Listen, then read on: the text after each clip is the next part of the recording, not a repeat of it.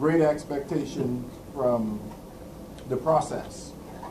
And I got slapped immediately with the reality of politics,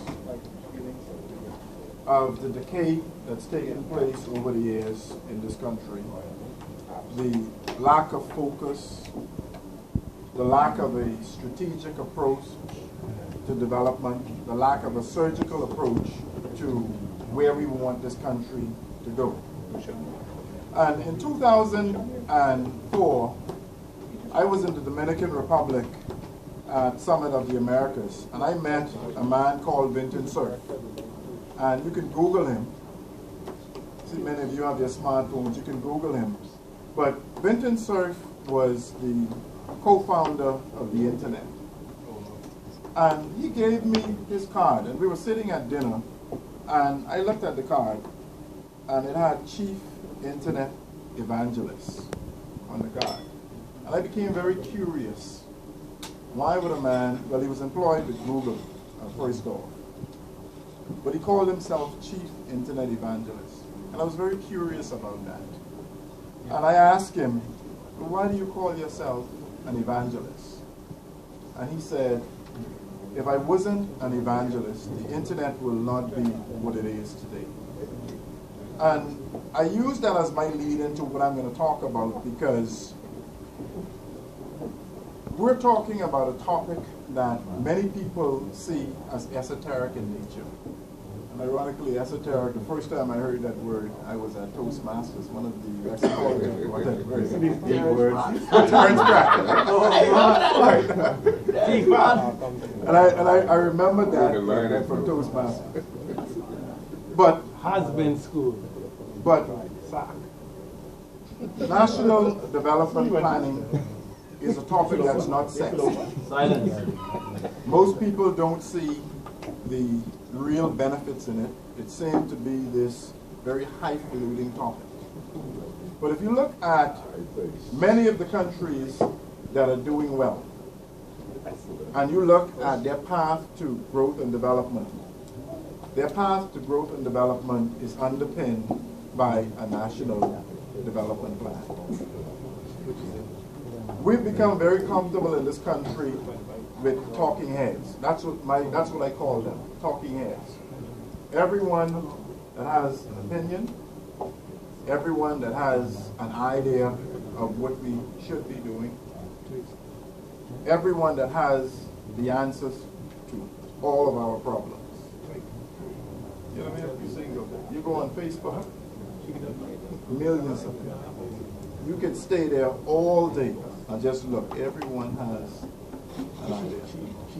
But very few of them are prepared to do this, roll up their sleeves, and put those ideas into action plans. The Bahamas gained independence in 1973.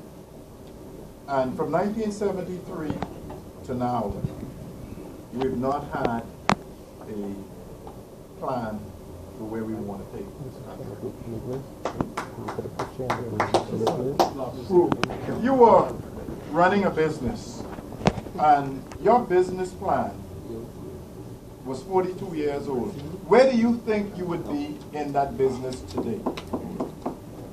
42 years old. Now you've had some iterations, you've had some activities, and it's kept the business alive. But you were in a space where you were maybe a semi-monopoly, and you had a strategic competitive advantage.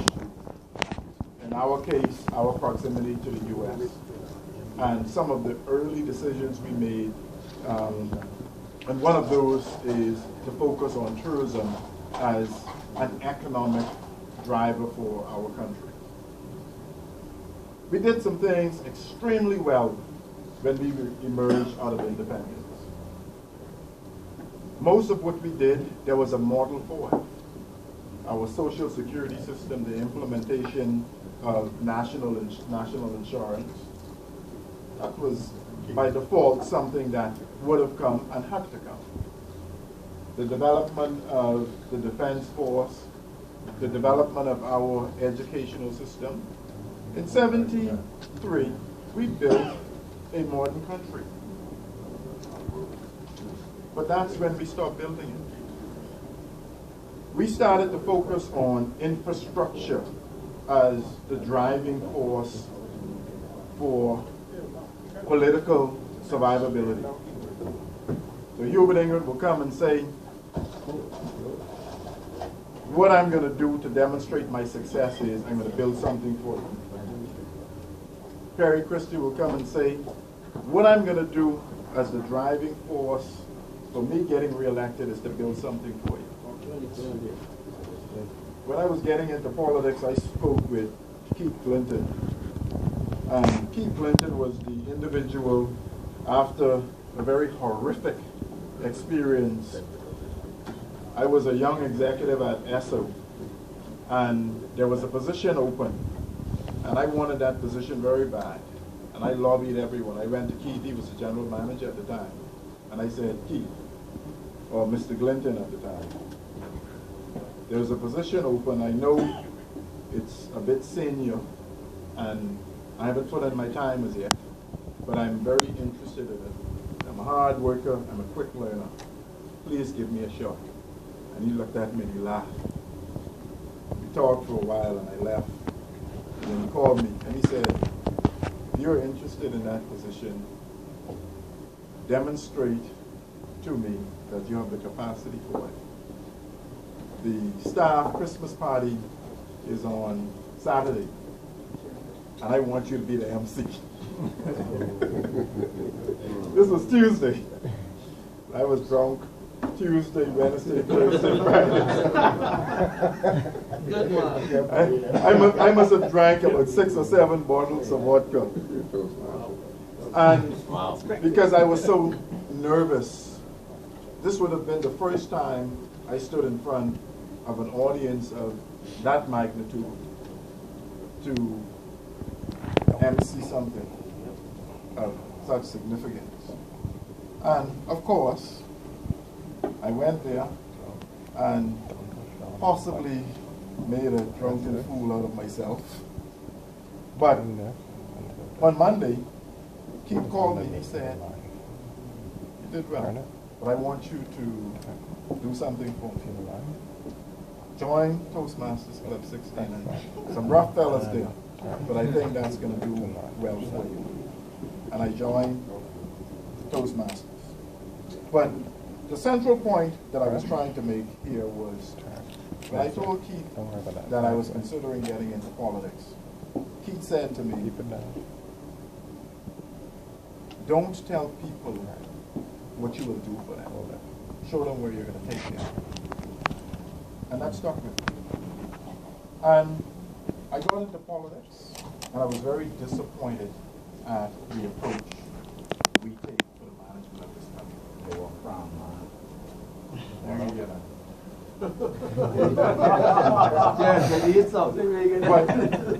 but we are short-term focused. We don't believe in strategic planning. There is no comprehensive and integrated approach to the management of this country.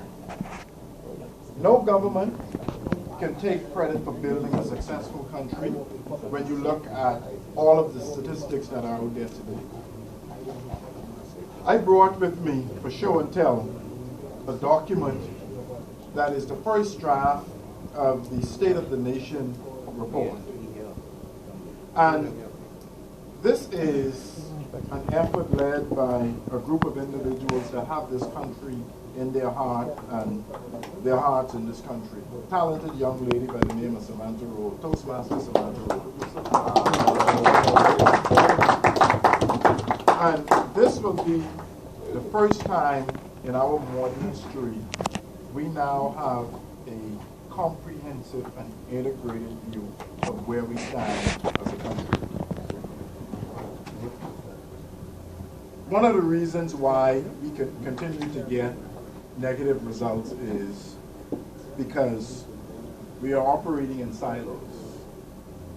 And if you look at what we spend annually, the laws of diminishing return is taking effect. The more we change legislation, I asked someone to do an exercise for me. I wanted them to show me all of the legislative changes we've done over the past 20 years to deal with crime. And I want you to overlay the crime statistics and show me every time we change the law for a particular category, what happens in that category. Every time we spend money, I want to know what happened to what we spend the money on. And you would be shocked. You'd be shocked. In 1960, a part of this exercise was to benchmark the Bahamas versus similar countries. And we started off extremely strong, amongst the best in the world, in every category. GDP per capita, education results, everything. And then we were growing, other countries were flat, we were outpacing them, and then we just hit a brick wall. Bam. We stopped growing, started to decline, and other countries started to soar. I saw an article on Facebook recently, Singapore at 50, the Bahamas at 42. Mongolia. We had far more natural resources, far more opportunities to be a great nation. We've talked about so many things, and I'm very passionate about this subject because I see a country that had a great opportunity, and we allowed inertia to set in. We allowed politics to drive our existence. And when you introduce politics, what happens is your gain is measured in short-term spurts, 5 years. Every political party comes up and they give you a 5-year platform. This is what we're going to do for you in 5 years. No real progress can be made in 5 years. And Chucky, Toastmaster Charles Sanders Jr., I'm not making a case for 2017. You better. I'm not making that case. Nothing wrong with campaigning. This is gonna make the case for me. But what happens is where we are now requires radical surgery. It requires radical surgery. We're not gonna get anywhere doing the same old thing. Every government that comes in, every government that comes in, every government that comes in, promise that they have the solution, and they give you this platform. What I'm going to do for you. Very few of them gave you a plan on where they want to take you. The key feature of this plan, it will be done over 3 phases. The first phase is the diagnostic phase. And this will be a comprehensive analysis of where we are as a country, the State of the Nation report. And that will cover governance, it will cover social and human development, it will cover the economy, as well as infrastructure, the built and natural infrastructure. And it's important that we focus on those 4 areas because they are the key. And there are many sub-areas like healthcare and rule of law, and so on and so forth, that will be a part of this analysis process. The second phase will be a consultative phase where we actually have workshops, stakeholder meetings, national surveys, national youth conferences, but it will be a very involved process with people that want to see this country succeed. And then the final phase, which will be phase 3, would be the formulation and drafting of a strategic document that will guide the development of this country over the next 25 years. I wanted to come here tonight to say to you that your participation and your evangelism is important for the success of this country. As I go out there and I meet people, I become an evangelist. Who's the priest? There was a priest. You're a priest.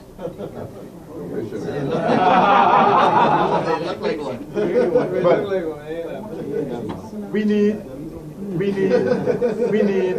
need evangelists, not talking heads. Not talking heads. You know, because talking heads are more concerned about them. And they're more concerned about developing their name and developing their portfolio, their profile. Wow. We need evangelists that will sell the message of national development planning.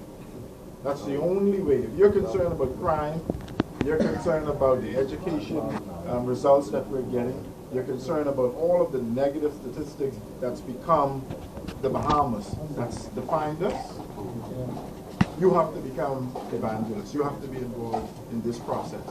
And this process is not a political process. All of the political parties have been invited to make their contribution.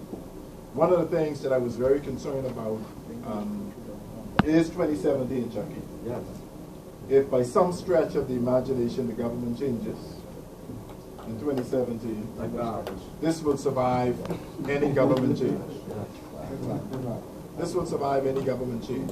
Because we have appointed Felix Stubbs and a steering committee made up mainly of private sector individuals. And they will have carriage of this. And the political party that makes a decision that they will not carry this forward will pay a heavy penalty by the private sector. The chamber is involved in this. All of the NGOs of significant stature are involved in this process, and they form part of the steering committee. And we were very deliberate in doing that because we are concerned that a political party will make a decision that because they may not have carriage of it at any particular time, that they can't take credit for it, they're going to scrap it. We're famous for that. No matter how good a plan is, if it's not done by me, we won't do anything with it. So, Mr. President, fellow Toastmasters, it was a pleasure to be home tonight. It was a pleasure to see all of you. It was a pleasure to see Keith Major still going strong. You know, you were one of my mentors when I first came into this club. You gave me advice all the time. And I'm appreciative of that. Cabinet position also. Thank you.